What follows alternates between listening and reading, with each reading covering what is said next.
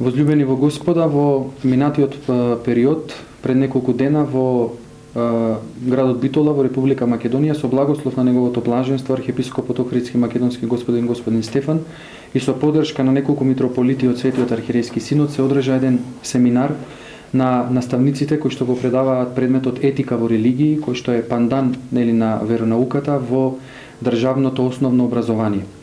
За таа цел имавме поканети и гости од Бугарската православна црква, па мислевме дека е за сходно да извршиме едно интервју со нив околу современите предизвици на православниот свет или она што можат тие како искуство да ни го предочат и со нивните импресии од Македонија и од нашиот црковен живот. Денешен гостин на ова кратко интервју е господјата Александра Карамихалева, која што е дел од одделот за односи со јавноста на Бугарската православна црква. И најпрво она кое што сакам да и го поставам како прашање, а кое што е своевидна се уште можеби табу тема или стереотип во нашата јавност, е тоа, господја Александра, колку е важна потребата од тоа црковната јавност, односно црквата да има добри односи со медиумите и да го презентира своето секојдневие во медиумите. Всички ние знаем какво силно влияние имат медиите върху своите зрители, върху читателите. Това са хиляди, десетки хиляди зрители и читатели, които ежедневно попиват информация чрез нашите медии. Така че Българската православна църква от няколко години насам има много добри ползотворно сътрудничество с светските медии в страната и в тяхно лице намерихме един много добър съработник. Една нова възможност да достигнем до нов кръг читатели, зрители, до които да достигне благовестието на църквата. Во македонската јавност се уште постои, би рекол, тој стереотип дека црквата е премногу затворена и не сака да го пласира она кое што е нејзино секојдневие, односно да ги посечи своите активности и така натаму. И новинарите често се мачат со тоа да дојдат до потребните информации кои што за нас како црква би значеле добра презентација на нашата работа и на нашата мисија, ама и би ја задоволиле, би рекол, љубопитноста на јавноста околу некои прашања. И затоа тој диалог се сведува нели само на пишување за некакви си скандали во црквата, а не за реалните нешта кои што би можеле да му помогнат нели на македонскиот народ и на македонската јавност. Какво беше вашето искуство? Дали тоа беше порано во Бугарија и како успеавте нели да го надминете тоа? Како се здоби довербата меѓу црковната јавност и медиумите? Само до преди няколко години това недоверие между клира, между църквата и медиите беше реалност и при нас. Непрекъснато в изданията, светските издания, излизаха единствено и само скандали. Както се оказа в последствие, това се дължи най-вече на неразбирането, на непознаването, естеството на църквата от страна на светските журналисти. И постепенно изградихме едни отношения на доверие, един диалог с тях, благодарение на което те опознаха и клира, и живота на църквата. Първоначално ги подпомагахме в тяхната работа, като им предоставяхме готова информация, която те използваха в своите емисии, в своите издания. Много ежедневници, много вестници с огромни тиражи, направиха първоначално свои рубрики църковни, в които отразяваха различни събития от живота на църквата, не само свързани с календара, но и с различни инициативи на църквата, добри примери за живот във вярата. Впоследствие някои от тях предоставиха за такива църковни тематики цели страници. Други видяха какъв голям и добър интерес има от страна на читателите точно към тези страници, които отразяват църковната тематика. Пожелаха и те да си направят такива. Естествено, от наша страна срещнаха пълно сътрудничество.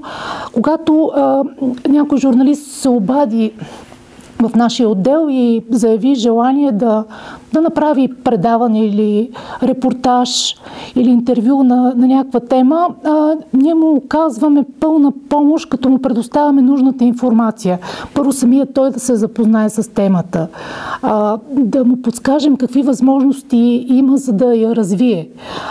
След това му осъществяваме достъп до манастири и храмове, до чудотворни икони, всичко, което го интересува, както и контакти с духовници, богослови, хора, които да разкажат, които да покажат.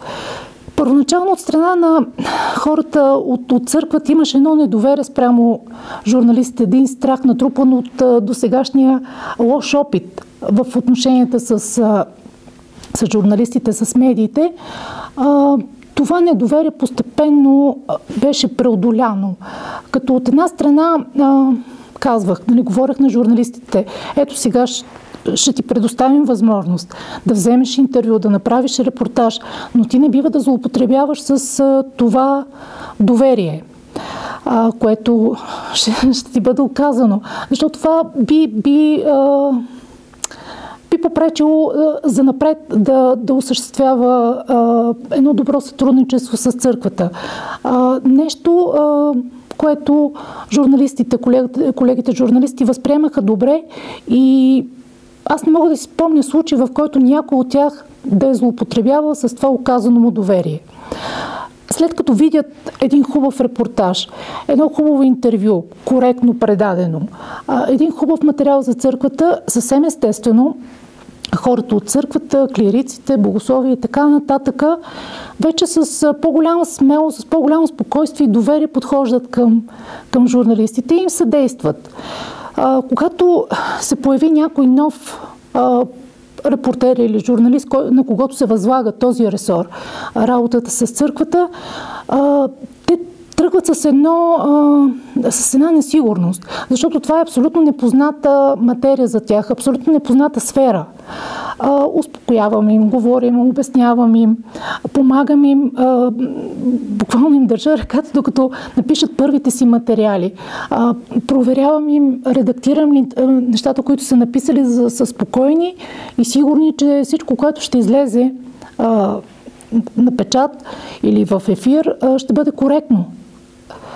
От църковна гледна точка, постепенно те натрупват контакти, натрупват опит, натрупват познания за църквата, натрупват познанства и приятелства дори с различни духовници, с различни богослови и постепенно се еманципират, започват да се справят сами. Така че сега мога да кажа, че повечето от журналистите, които вече работят 3-4 години в тази сфера, с тази тематика, се справят прекрасно и сами. И много рядко прибягват към моята помощ, освен когато на някой техен колега се възложи, примерно в събота или в неделя по празници, когато някой друг е дежурен, му се възложи църковна тематика, те веднага дават контакт, свързват го с мен, оказвам му съдействие и така. Дали сме си взаимно полезни. Дали мислите дека во Македонија се случуваат две реалности? Например, не секогаш новинарите и медиумите се заинтересирани за какви да е теми од црковниот живот, туку секогаш ги интересира само нешто што е црковна политика или финанси и така натаму, а не, например, дека во Раичкиот манастир направил детски кампови, тие тоа го сметаат за неинтересно. Како да им докажеме и да им покажеме на медиумите дека тоа ќе биде интересно и дека ќе ја зголеми нивната публика и интересот нели за нивниот медиум? Сега като казвате за тези финансови и други въпроси, се сещам, че преди 4-5 години, да речем, имаше един такъв много жив интерес от страна на медиите спрямо точно тези въпроси. Защото сред тях битуваха едни стереотипи. Примерно това, че беше им така наслагвано в съзнанието, че църквата е най-големият собственик на недвижимо имущество, че е много богата. Тогава ни се наложи да обясняваме. Да обясняваме не веднъж и два пъти така известно време в какво се състои това богатство на кавички на недвижимо имущество на църквата. Става въпрос за това, че храмовете с голямата си кубатура съвсем естествено се намират в центъра на съответния град или село. Това са най-скъпите имоти. Те по този начин изчисляват себестойността на един храм или на сградата на една митрополия, на такава административна сграда на църквата, но не се замислят за това, че една такава сграда, примерно един храм от 6-10 век, коства много средства за поддържането му, за плащане там на ток, парно и така нататък, за издръжката на църковнослужителите, на свещенослужителите и на практика не носи доходи. Това не е нито бизнес сграда, нито някаква фабрика, която да носи големи приходи на църквата, а по-скоро разходи. Когато тези неща, вместо да се крият, се обясниха на журналистите и чрез тях на широката общественост, тези въпроси просто престанаха да се задават. После възникна въпроса там за досиетата, когато отвориха досиетата на висшите духовници. Имаше много питания в тая посока. Отговорихме и на тези въпроси. Престанаха да ги задават. Когато се изясни, когато се отговорят на тези въпроси, те престават да ги занимават. И вече започнаха да търсят точно добрия пример и да усещат нуждата от нея. Те естествено са заразени от това разбиране, такова разпространено в наше време, че новината е лошата новина. Но когато поднесат на своите читатели, на своите зрители една хубава новина, която контрастира с всичко останало в емисията, те виждат, че интереса на хората е насочен именно към тази новина. За нещо добро, което е направено. И съответно започват да отделят повече време и повече внимание на такива новини, на добри инициативи. Имавте прилика, нели, овие неколку дена да престојувате во Македонија. Знам дека имате контакти, нели, со повеќе наши духовници, се знаете со архимандритот Партенијете, имавте можност малку и одблиску да се запознаете и со црковниот живот, бевте присутни на литургија, нели, во градот Битола. Не ве прашувам како некој кој што е дел од системот на Бугарската православна црква, туку ете како православен верник.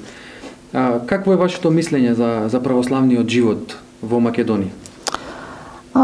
Аз и моето семейство, моите близки посещаваме Македония, по-специално македонските светини от, може би, от 10 години насам. Като първите манастири, които посетихме, бяха манастирите в Струмишка епархия. Запознахме се там с духовния живот, който се води в тези манастири. Разговаряла съм с сестрите и братята от тези манастири и бях наистина много силно впечатлена от техния подвижнически живот. Всичко, което ние четем в книгите за великите подвижници, за великите Божии угодници, но някак решаваме, че не се отнасят до нас, неприложими са в наше време. Едни такива примери ни дават увереността, че подвижничеството, че светостта, че живеенето по Бога е възможно във всяко време и на всяко място. Бях силно впечатлена от това как една държава, каквато е Македония, в която монашеската традиция е била почти изцяло прекъсната, както и у нас, се възражда за нов живот. Се възражда за нов живот, пренасяйки светогорската традиция тук, посявайки тези семена, които без съмнение дават много богати плодове. Впоследствие започнах да посещавам и манастирите около Скопие, Матка, Марков манастир, Бигорския манастир с неговото братство, където винаги намираме много топъл, много братски прием, както и сред сестрите в Райчица. това са места, където наистина на дело усещаш любовта.